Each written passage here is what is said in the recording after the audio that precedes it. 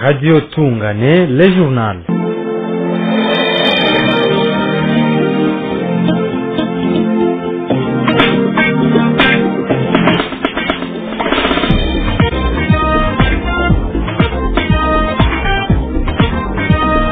Bonsoir fidèles auditeurs et auditrices de Radio Tungane de Minembwe et bienvenue à suivre les informations à langue française de ce lundi 2025 à langue française. Suivez d'abord l'essentiel.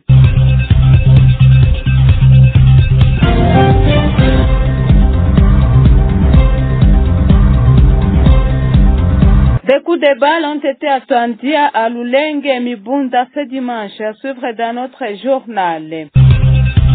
Une centaine de maisons consumées dans un incendie à Bukavu.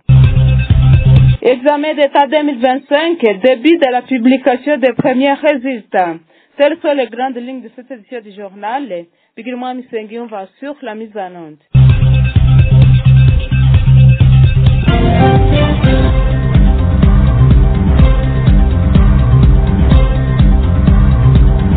Des coups de balles tirés par les éléments Maïmaï à Lulenge et dans la localité de Mibunda, ce dimanche 3 août 2025, ont semé la panique au sein des populations de Kawela.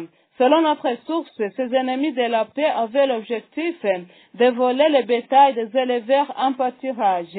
La même source ajoute que aucun incident n'a été signalé. À Bukavu, un violent incendie a consumé plus d'une centaine de maisons dans la nuit de samedi à dimanche 3 août sur les avenues Albert Kayabo et Irambo dans le quartier Nyalukemba, commune d'Ibanda, Bukavu. Ce nouveau sinistre plonge des dizaines de familles dans le désarroi et relance les inquiétudes sur la multiplication des cas d'incendie dans cette ville. Les flammes se sont propagées rapidement, réduisant en cendres des habitations construites pour la plupart en matériaux précaires. Les causes exactes de l'incendie ne sont pas encore connues, mais les dégâts sont considérables.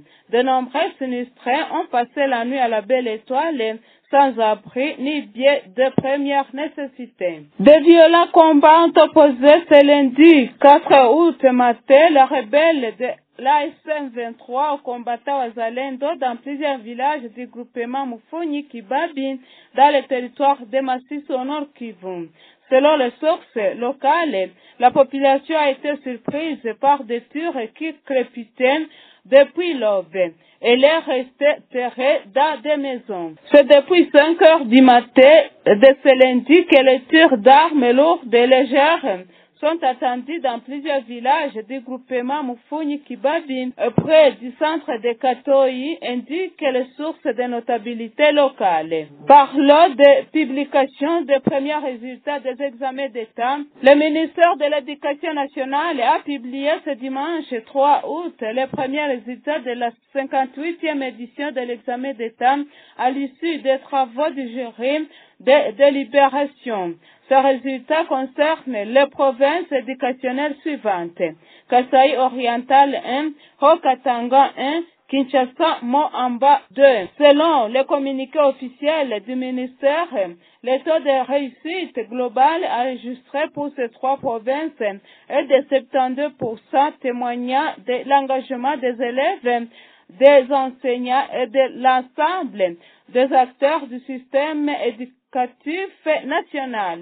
Le jury a salué la qualité de l'organisation de cette édition 2025, marquée par un processus de correction rigoureux, structuré en plusieurs étapes, garantissant l'intégrité, la traçabilité et la fiabilité des résultats. Cette année a également été marquée par plusieurs réformes majeures: l'ouverture des centres d'extension moderne et d'escannage des copies dans les provinces du Kasai oriental et du Haut-Katanga, l'intégration d'outils d'intelligence artificielle dans le processus de correction des cahiers d'items.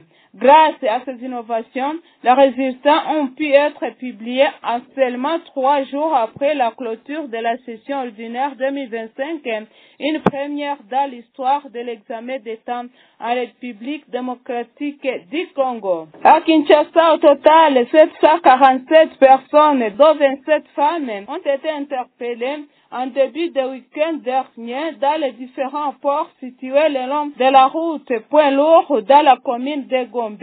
Cette opération a été menée conjointement par les FARDC et la police nationale congolaise PNC dans le cadre de la sécurisation de la capitale, ont rapporté des sources policières lundi 4 août.